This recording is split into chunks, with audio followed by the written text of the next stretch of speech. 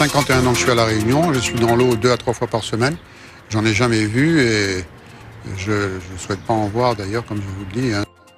L'image du jour et l'info du jour. Un grand requin blanc prélevé au bout d'une palangre verticale en baie de Saint-Paul. Aujourd'hui, c'est une première à La Réunion. 3,90 m, 350 kg environ. La capture confirme certaines observations et soulève de nouvelles questions sur la crise requin. Les réponses d'un expert sur ce plateau, le docteur Van Greveling, est ce soir notre invité. Du jamais vu, un grand requin blanc à 300 mètres des côtes dans la baie de Saint-Paul. L'animal a été prélevé dans le cadre de Cap Requin 2 et il était, semble-t-il, fatigué au bout d'une palangre verticale à 16 mètres de profondeur. Il a fallu un certain temps pour confirmer l'espèce. Laura Striano. C'est ici, sur l'une des darses du port ouest, que le requin blanc a été débarqué. Il est depuis entreposé dans une chambre froide. Vers 5h30 ce matin, un pêcheur en mission dans le cadre de Cap Requin 2 capture un requin blanc de près de 4 mètres et de 350 kg dans la baie de Saint-Paul. À sa remontée, l'animal montre des signes de fatigue. Il se trouve près de nos côtes. Pour ces raisons, le comité des pêches a choisi de le tuer malgré son statut d'espèce protégée. Je ne dis pas que nous n'avons pas vu que c'était un requin autre que le requin tigre et le requin bulldog. Je dis que ce requin était en mauvais état, il était agonisant. Et le principe de Cap Requin 2, c'est que dès lors qu'on se retrouve avec une capture qui est agonisante et donc il ne peut pas être relâché viable dans le milieu, nous la prélevons.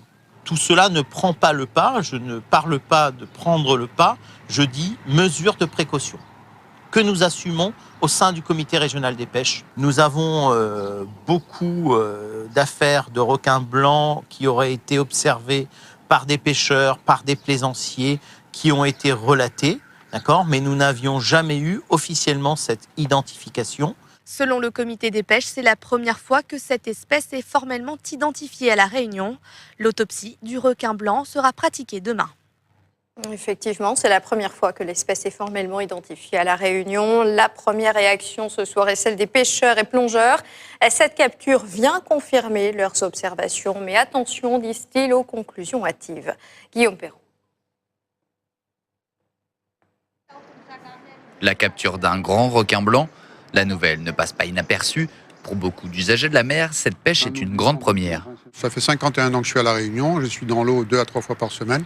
J'en ai jamais vu et je ne souhaite pas en voir d'ailleurs, comme je vous le dis. C'est un animal qui est crème. Enfin, il a une approche en surface. Pourtant, il semble que l'animal ait déjà été observé au large de nos côtes. Il y a un mois, un requin a été observé. Si ça se trouve, c'est celui-là. Et il y a des passages, c'est sûr, il y a des passages. Depuis combien de temps vous avez remarqué ça? Oh, il y a une bonne dizaine d'années. Au port de Saint-Gilles, peu de professionnels de la mer s'expriment face caméra. Le requin est un sujet sensible. Néanmoins, tout le monde s'accorde pour dire qu'il ne faut pas tomber dans la psychose. Il y a des requins qui viennent à la côte, comme les requins tigres, on ne sait pas pourquoi. Avant, ils étaient au large sur le Sec Saint-Paul. Là, on a des requins blancs qui apparaissent qu'on n'avait pratiquement jamais vus. Enfin, moi, en tout cas, j'en ai jamais vu en 50 ans. Donc voilà, il ne faut pas en tirer des conclusions hâtives. Mais si ce type de squale fréquente régulièrement nos côtes, il faudra en aviser. Ça devient grave, parce que c'est des grands prédateurs. Voilà. Donc le poisson, après, si ça prolifère, voilà, le poisson, ça va disparaître. Ou bien, je sais pas, peut-être ça va rendre service, ça va détruire un peu les autres requins, peut-être aussi. Voilà, ça peut rendre service aussi, un bien comme un mal. Cet après-midi, l'annonce de cette pêche d'un grand requin blanc en baie de Saint-Paul fait l'effet d'une surprise. Ah yes, oh, bravo.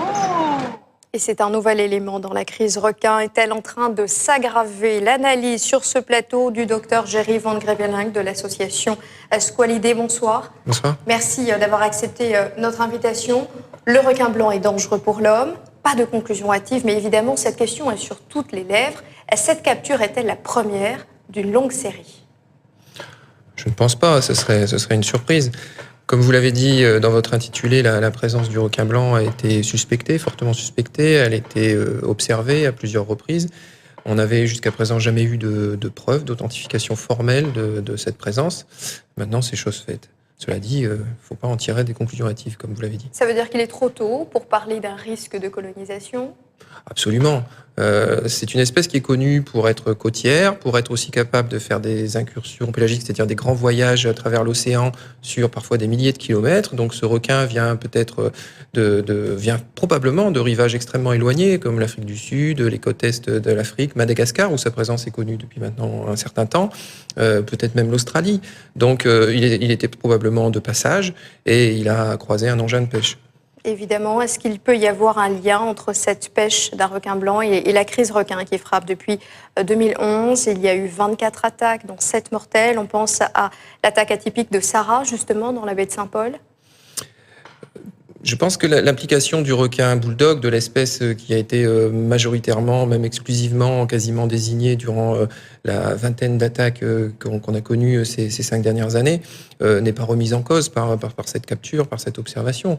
Ce serait très surprenant. À la fois les victimes qui ont observé les requins qui les ont agressés parfois et les examens médico-légaux que nous avons été amenés ont désigné une seule et même espèce dans l'immense majorité des cas et jamais un requin blanc. Donc, si je comprends ce que vous me dites, nous sommes aujourd'hui face à un spécimen isolé. C'est ce que je comprends dans votre discours. Et quelles conséquences peut avoir cette pêche sur le dispositif Cap Requin 2 ? Alors là, c'est une question qui me dépasse. Je pense qu'il faut aborder aussi